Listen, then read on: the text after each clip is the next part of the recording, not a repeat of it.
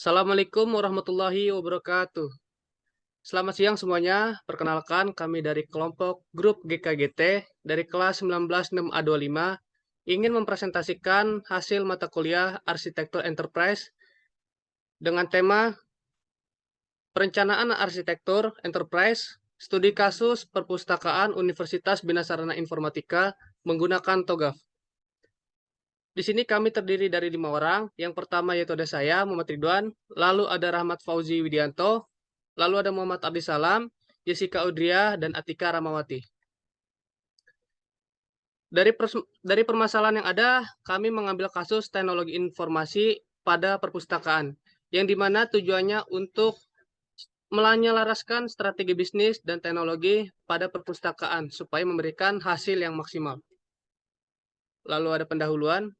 Perpustakaan adalah ruang, tempat, ataupun gedung yang di dalamnya memiliki aktivitas dalam pemeliharaan dan penggunaan koleksi bahan buku, bacaan, dan sebagainya. Banyaknya perpustakaan yang masih menggunakan teknologi manual dalam pelayanannya, salah satunya Perpustakaan Universitas Bina Sarana Informatika. Seperti halnya kasus daftar hadir mahasiswa yang datang ke perpustakaan, serta pencatatan peminjaman dan pengembalian buku. Oleh karenanya, beberapa permasalahan di atas dapat diatasi menggunakan perencanaan arsitektur teknologi, supaya perencanaan dikelola berdasarkan suatu petunjuk yang jelas dengan tujuan menyelaraskan strategi bisnis dan strategi teknologi perpustakaan untuk memberikan hasil yang maksimal. Untuk presentasi selanjutnya dijelaskan oleh teman saya, yaitu Ardi Salam. Silakan. Oke, untuk selanjutnya di sini kita ada landasan teori. Landasan teori mencakupi ada 3 tahap, yaitu perpustakaan, interface arsitektur, dan terakhir the Open Group Architecture Framework atau bisa disebut TOGAF. Next.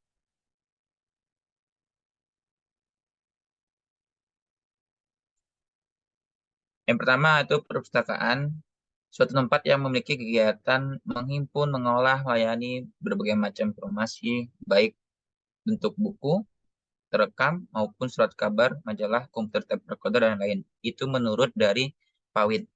Nah, perpustakaan itu juga eh, gunanya menyediakan akses pada masyarakat untuk meminjam, untuk menggunakan berbagai jenis bahan pustaka, buku, majalah, jurnal, dan lain sebagainya. Gitu. Next. Enterprise arsitektur. Kata arsitektur dalam bahasa Indonesia diserap bahasa Latin berarti arsitektura, yang secara etimologi berasal dari bahasa Yunani kuno. Lanjut. Di sini arsitektur adalah konsep dasar sebuah sistem. Di dalam lingkungannya terletak pada elemen-elemen hubungannya serta prinsip dari rancangan dan evolusinya. Adapun enterprise adalah sekumpulan organisasi yang memiliki sejumlah tujuan. Untuk selanjutnya adalah TOGAF, The Open Group Architecture Framework. Ini merupakan suatu metode, suatu kerangka kerja arsitektur yang digunakan sebagai alat untuk membantu dalam penerimaan, produksi, penggunaan, dan penyelenggaraan arsitektur perusahaan. TOGAF adalah metode yang bisa memudahkan sebuah tujuan, yang mana adanya arsitektur enterprise itu bermacam-macam metode. Di sini kita menggunakan metode TOGAF. Selanjutnya, di sini ada ADM, Architecture Development Method. Ini merupakan fase-fase dari metode TOGAF. Yang pertama ada preliminary. Di sini ada fase A, B, C, D, E, sampai H. Akan tetapi kami menggunakan fasenya itu dari preliminary, fase A, sampai fase D. Ada fase A itu arsitektur vision, yang B itu bisnis arsitektur, yang C itu information system arsitektur, yang D teknologi arsitektur. Lanjut.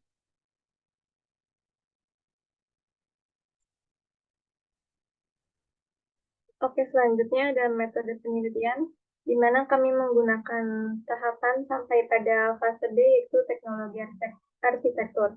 Di sini kita yang pertama ada preliminary, yang kedua ada architecture vision, yang ketiga ada business architecture, yang keempat ada information system architecture, dan yang kelima ada teknologi architecture. Next. Yang pertama ada preliminary. Pada tahapan ini kami melakukan identifikasi prinsip-prinsip arsitektur yang terkait dengan sistem utama pada perpustakaan Universitas Bina Sarana Informatika. Next. Yang kedua ada fase A, di mana fase A itu ada architecture vision. Tahapan ini dibahas mengenai visi dari perancangan arsitektur enterprise yang dilakukan guna untuk mendukung aktivitas bisnis sesuai dengan visi dan misi dari perpustakaan Universitas Bina Sarana Informatika. Selanjutnya, ada fase B, di mana ada bisnis arsitektur. Pada tahapan ini melakukan analisis terhadap proses bisnis yang sedang berlangsung, dalam artian seperti sistem berjalan pada perpustakaan Universitas Bina Sarana Informatika. Next. Kemudian yang fase C ada information system arsitektur, di mana melakukan pemodelan arsitektur sistem informasi yang akan dirancang sesuai dengan hasil sebelumnya, meliputi pemodelan arsitektur data dan pemodelan arsitektur aplikasi, serta arsitektur proses pada sistem berjalan perpustakaan Universitas Bina Sarana Informatika. Next. Yang terakhir ada fase D, yaitu teknologi arsitektur, di mana pada tahapan ini akan mengidentifikasi platform teknologi saat ini yang akan digunakan, seperti hardware atau perangkat kerasnya, kemudian software-nya, serta jaringannya. Kemudian secara umum arsitektur teknologi akan membandingkan perencanaan dan pembangunan teknologi yang lama dengan teknologi yang baru.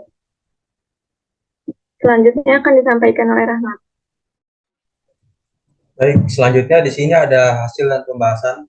Dalam hasil dan pembahasan ini akan menjelaskan mengenai rancangan arsitektur enterprise yang sudah kita buat. Di antaranya adalah ada preliminary, lalu ada arsitektur vision, di antaranya ada visi dan proses bisnis, lalu ada bisnis arsitektur, ada information system arsitektur, dan teknologi arsitektur. Next. Selanjutnya di sini ada preliminary, di antaranya ada beberapa prinsip-prinsip arsitektur teknologi informasi yang sudah diidentifikasi.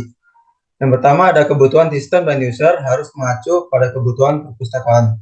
Di antaranya pembuatan kartu anggota, absensi daftar kehadiran siswa yang datang ke perpustakaan, dan proses pencatatan, peminjaman, dan pengembalian buku. Yang kedua ada arsitektur yang dirancang dibuat agar memudahkan pengguna dan pihak perpustakaan. Lalu arsitektur yang dirancang harus aman dari segi security. Dan yang terakhir, fitur pada arsitektur harus sesuai dengan kebutuhan perpustakaan agar arsitektur yang dibuat bisa digunakan di beberapa perpustakaan. Next.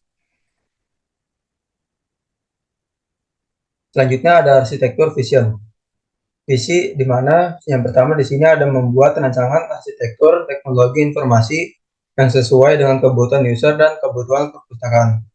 Yang kedua, ada membuat rancangan arsitektur teknologi informasi yang dapat membuat user nyaman dan aman dari segi security. Lalu, memberikan informasi agar bisa diakses oleh pengguna dengan mudah. Next. Masih dalam arsitektur vision, di sini ada beberapa tahapan dari proses bisnis. Di antaranya, ada manajemen data buku, lalu ada manajemen data peminjaman, manajemen kartu anggota, dan pemendaftaran akun dan peminjaman buku. Next. Selanjutnya di sini ada bisnis arsitektur. Bisnis arsitektur ini tahapan-tahapannya sama seperti proses bisnis sebelumnya. Namun dalam bisnis arsitektur ini kita menjelaskan lebih detail lagi mengenai tahapan-tahapan dari proses bisnis. Next. Bisnis arsitektur yang pertama yaitu manajemen kartu anggota. Di sini ada subproses dan aktivitas detail. Subproses yang pertama ada pembuatan kartu anggota. Aktivitas detailnya yaitu pendataan identitas mahasiswa menggunakan kartu tanda mahasiswa dan pas foto. Penentuan ID atau nomor kartu anggota perpustakaan. Lalu penentuan masa berlaku kartu anggota dan pencetakan kartu anggota perpustakaan. Proses yang kedua yaitu absensi kehadiran anggota perpustakaan, yang dimana scan barcode kartu anggota perpustakaan, lalu proses absensi berlangsung yang diolah otomatis oleh sistem dan proses berhasil dan tercatat kehadiran mahasiswa tersebut oleh sistem. Next. Selanjutnya presentasi akan dilanjutkan oleh Jessica Audria. Silakan. Oke, selanjutnya manajemen data buku, di mana proses ini berfokus dalam pengelolaan data buku dan perpustakaan itu sendiri. Di mana ada pengumpulan data, admin mengumpulkan buku-buku dari berbagai sumber termasuk penerbit, perpustakaan, toko buku, dan lain-lain. Dan data ini dapat mencakup judul penulis, penerbit, sinopsis, kategori, dan informasi lainnya yang relevan. Next. Dan selanjutnya yang kedua adalah pengelolaan koleksi, di mana melibatkan pengelolaan koleksi ini secara keseluruhan, meliputi penambahan buku baru ke dalam sistem, penghapusan buku yang tidak lagi relevan, dan pemantauan stok buku pemilihan buku untuk ditampilkan atau dipromosikan. Next. Dan selanjutnya ada manajemen peminjaman buku, di mana mahasiswa memilih buku yang akan dipinjam. Dalam satu bulan, mahasiswa hanya diperbolehkan meminjam maksimal 3 buku. Dan yang kedua, mahasiswa mengumpulkan kartu anggota perpustakaan beserta buku yang akan dipinjam. Dan pemrosesan berlangsung dengan staf perpustakaan melakukan pendataan yang tersistem dengan komputerisasi menggunakan kartu anggota perpustakaan. Dan penentuan pengembalian buku peminjaman maksimal 7 hari. Proses pencatatan peminjaman berhasil, mahasiswa dapat membawa pulang buku tersebut sesuai dengan pengembalian yang tertera pada kartu peminjaman milik mahasiswa. Next. Dan selanjutnya manajemen pengembalian buku, di mana mahasiswa memberikan buku, kartu anggota, serta kartu peminjaman buku. Pemrosesan berlangsung di mana jika mahasiswa meminjam buku lebih dari tanggal pengembalian yang sudah ditetapkan, maka mahasiswa akan terkena sanksi. Jika tidak, maka terbebas dari sanksi. Kedua, jika mahasiswa tidak memiliki keterlambatan dalam pengembalian buku, maka petugas akan mendata buku pinjaman tersebut. Setelah berhasil, kartu anggota akan dikembalikan kepada pemilik. Namun, jika mahasiswa mengembalikan buku lebih dari hari yang sudah ditetapkan, maka kartu anggota akan ditahan selama beberapa waktu yang sudah ditentukan. Next. Dan selanjutnya ada pendaftaran akun. Di pendaftaran akun ini melakukan registrasi perpustakaan. Pertama, masuk ke halaman autentikasi dan klik button registrasi. Lalu kedua, pengisian form registrasi sesuai data-data dan identitas perpustakaan tersebut. Dan setelah data lengkap, maka data akan diproses. Jika data tidak lengkap, maka akan kembali ke halaman form registrasi dan diperintahkan untuk mengisi mengisi data yang kosong ataupun tidak lengkap. Dan jika berhasil, maka akan ditampilkan ke halaman login. Dan yang kedua, yaitu login, di mana akan ditampilkan form login untuk mengisi form sesuai dengan ketentuan yang dimana ada ID perpus beserta passwordnya. Setelah pengisian form benar, maka akan beralih ke tampilan dashboard dari sistem perpustakaan tersebut. Dan jika pengisian form tidak tepat, maka tetap berada di form login dan diperintahkan untuk memperbaiki sesuai dengan keterangan yang tertulis pada form tersebut. Next. Dan selanjutnya akan dibacakan oleh Rahmat Fauzi. Silakan. Baik, selanjutnya di sini ada analisis kebutuhan sistem dan user. Di kebutuhan sistem dan user ini yang menjelaskan mengenai fitur-fitur apa saja yang ada di dalam sistem kita. Lalu hak akses apa saja yang dimiliki oleh user. User di sini terdapat dua user dalam sistem kita, yaitu yang pertama ada pelajar, baik siswa dan mahasiswa. Lalu yang kedua ada admin atau pihak perpustakaan itu sendiri. Yang pertama di sini ada registrasi dan login. Di sini pelajar, baik pelajar maupun mahasiswa ataupun admin wajib melakukan registrasi dan login untuk masuk ke halaman aplikasinya. Nah, kalau kalian bisa lihat di sini ada CRU dan CRUD. Nah, maksudnya itu ini merupakan proses-proses yang ada pada fitur tersebut. Sebagai contoh, di sini ada CRUD. C-nya itu yaitu create atau proses penamaan data. Lalu R-nya itu ada read, yaitu proses membaca data. Lalu U-nya itu update atau proses mengupdate data. Dan yang terakhir itu ada D, yaitu delete atau menghapus data. Yang kedua di sini ada manajemen data buku. Ini hanya bisa dilakukan oleh admin atau pihak perpustakaan tersebut. Lalu selanjutnya ada membuat kartu anggota. Ini bisa dilakukan oleh pelajar, baik siswa atau mahasiswa untuk sebelum melakukan peminjaman atau pengembalian buku. Lalu yang keempat di sini ada manajemen kartu anggota. Ini dilakukan oleh pihak admin. Lalu ada peminjaman buku. Ini dilakukan oleh siswa dan mahasiswa. Lalu ada pengembalian buku, sama seperti sebelumnya, ini dilakukan oleh siswa dan mahasiswa. Lalu untuk manajemen peminjaman dan pengembalian buku ini dilakukan oleh admin. Dan yang terakhir di sini ada pencarian buku. Ini bisa dilakukan oleh siswa dan mahasiswa ataupun admin agar memudahkan dalam proses pencarian. Next. Dari analisis kebutuhan sistem dan user sebelumnya, maka dibuat sebuah entity relational diagram atau ERD yang bisa dijadikan sebagai acuan dalam proses development. Berikut merupakan struktur dari RD. Next. Selanjutnya ada teknologi arsitektur. Arsitektur teknologi menggambarkan dan menjelaskan infrastruktur jaringan beserta hardware dan software yang terlibat di dalam jaringan tersebut untuk mendukung pelayanan, aliran data, dan informasi. Next. Selanjutnya presentasi akan dilanjutkan oleh Muhammad Ridwan. Silakan. Terima kasih. Berikut merupakan komponen hardware dan software untuk membuat arsitektur teknologi pada perpustakaan. Yang pertama yaitu menyediakan LAN atau Local Area Network, merupakan jaringan komputer yang digunakan. Yang kedua yaitu ada router, berfungsi sebagai pengirim data dari suatu jaringan ke jaringan lain. Lalu ada switch, berfungsi sebagai penghubung antara workstation, server, maupun perangkat lain.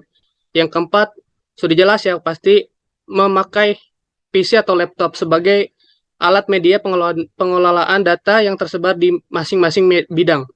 Yang kelima, printer dan scanner sebagai alat pemindai dan pencetakan dokumen. Yang keenam, yaitu hosting menggunakan penyedia layanan hosting seperti share hosting, virtual private server atau VPS, lalu ada cloud hosting. Tanpa adanya komponen tersebut, pelayanan arsitektur teknologi pada kasus perpustakaan tidak bisa dikembangkan. Kesimpulannya, dalam keseluruhan, tujuan penelitian merancang arsitektur enterprise teknologi informasi pada perpustakaan adalah untuk meningkatkan efisiensi, aksesibilitas, pengelolaan data, dan keamanan. Dengan merancang arsitektur yang tepat, perpustakaan dapat memanfaatkan teknologi informasi secara optimal untuk memberikan layanan yang lebih baik kepada mereka atau para pengguna. Berikut merupakan daftar pustaka yang telah kami buat. Sekian yang dapat kelompok kami sampaikan. Kurang lebihnya mohon maaf. Wassalamualaikum warahmatullahi wabarakatuh.